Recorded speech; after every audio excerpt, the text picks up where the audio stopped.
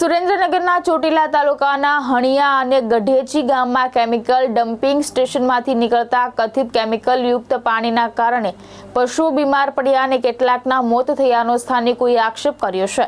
આ મામલે આમ આદમી પાર્ટીની ટીમે ગામોની મુલાકાત લઈને પશુપાલકો અને ખેડૂતોની રજૂઆત સાંભળી હતી। સ્થાનિક પશુપાલકોના જણાવ્યા મુજબ કથિત કેમિકલ યુક્ત પાણી પીવાથી પશુઓ બીમાર પડ્યા છે અને કેટલાક પશુઓના મોત થયા છે। પાણીના સંપર્કથી લોકોને ચામડીના રોગ થતા હોવાની ફરિયાદ પણ કરવામાં આવી છે। આમ આદમી પાર્ટીના આગેવાનોએ હણિયા અને ગઢેચી ગામની મુલાકાત લઈને અસરગ્રસ્તોની રજૂઆત સાંભળી હતી।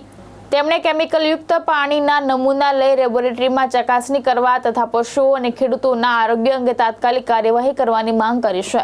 જો કે પશુઓના મોત અને આરોગ્ય ઉપર થયેલી અસરનું ચોક્કસ કારણ સત્તાવાર તપાસ બાદ જ સ્પષ્ટ થશે। બોલો જો શરૂઆતમાં છે ને મારા ઢાંડાનું એક શીંગડું ભાંગી ગયું, ભડાકાનું પાણું આવ્યો, શીંગડું ભાંગી ગયું, કોઈએ જવાબ દીધો નહીં। પછી ગામમાં ભેગા થયા, મેં ઢાંડાની શરૂઆત કરી તો કે એ વાત નહીં કરવાની। અને પછી મારે એક પાણું આવ્યો મોટો જબરો અને બહુ રાંધતા, મેં કીધા એ ભાઈ આ પાણું આવ્યો, માણા મરી જાય ને તો મરી ગયા માણી ગયા। તે કાળી મારા બે ઢાંડા મરી ગયા આ પાણી પીને, અને તે કાળી બે ગાયું મરી ગયું। એટલે પછી મેં આખું બુરાઈ દીધો અને ડોશીને એક દિન 4 દાન દવાખાને લઈ જતો।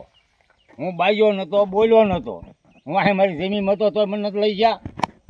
બોલો મોટા હણિયા જાગાભાઈ બીજલભાઈ, ગાયું બીમાર પડી જાય છે, તરોઈ જાય છે। બોલો એના કારણે આવું થાય? આ ખાડાનું પાણી પી જાય, એમાં ખાડાના પાણીમાં શું આવે છે? કેમિકલ આવે છે। બપોર શું આવે છે? કેમિકલ આવે ઈ તો બનાવી લાયા હોય એમને પૂછો। હા, તો આ ખાડો કોને કરવા દીધો? ખાડો અમે ક્યાં કરવા દીધો? અમને પછી ખબર પડતી હતી, ગરીબ માણસને અમે ગાયું માથે તાકી રહ્યા છે। આ તો પણ એમ નહીં કહો કે ખાડો કરવા દીધા, મંજૂરી તો આપી છે ને? ભાઈ આપી, અમને ક્યાં ખબર? આ તો બધું બન્યા પછી ખબર પડી।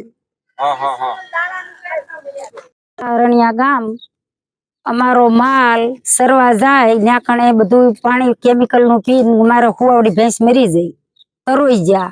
અત્યારે ઘરે રાખવી છે, બાળકોને દૂધ પાવી તો બાળકો બીમાર પડ્યા છે, તો બાળકોને અમે પાવું હું કોથળીનું દૂધ લઈને પાવી છીએ। માલ ઘરે રાખીને શું કરવાનું? પાણી ક્યાં પાવા જવું? અમે ગરીબ માણસ, અમે બાળકો બધું જે કહ્યું એ અમે સરકારમાં આવી કાંઈ એનો કાંઈક વ્યવસ્થા કરો। અને અમને છેતર્યા કે આ ડીસુનું કારખાનું થાય છે અને અમારી પાસે આવી રીતે સહી તય કરી અને ખાવા વાળા ખાઈ ગયા છે, અને ગરીબને મારે અમારી વાડી પડકે છે, કુવો લાલ સોળ પડ્યો છે, બધી સિઝન કાંઈ થાતી નથી, બધું બળી ગયું છે। તો અમારે ખાવું શું? 8 મહિના વાડીએ રહેવી, 2 મહિના મકાનમાં આયા ઘરે રહેવાવી, તો અમારે જવું ક્યાં? એ સિવાય તમારો ઉધાર નથી, બીજો કાંઈ ધંધો નથી કાંઈ। એટલે જે કહ્યું એ રોજી રોટી મારા માલની, બીજું અમને કાંઈ હુસતું નથી માલદારી માણાને।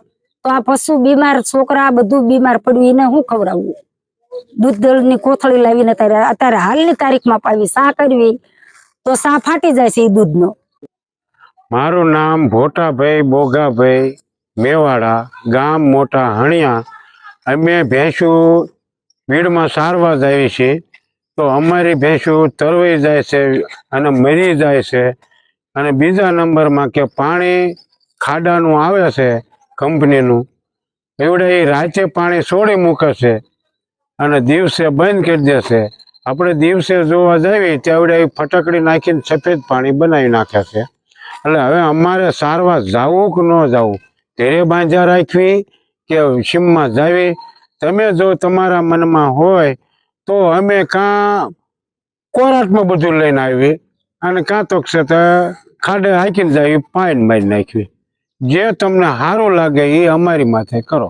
મહેશ ઉતરિયા, દ્રષ્ટિકોણ ન્યૂઝ, સુરેન્દ્રનગર।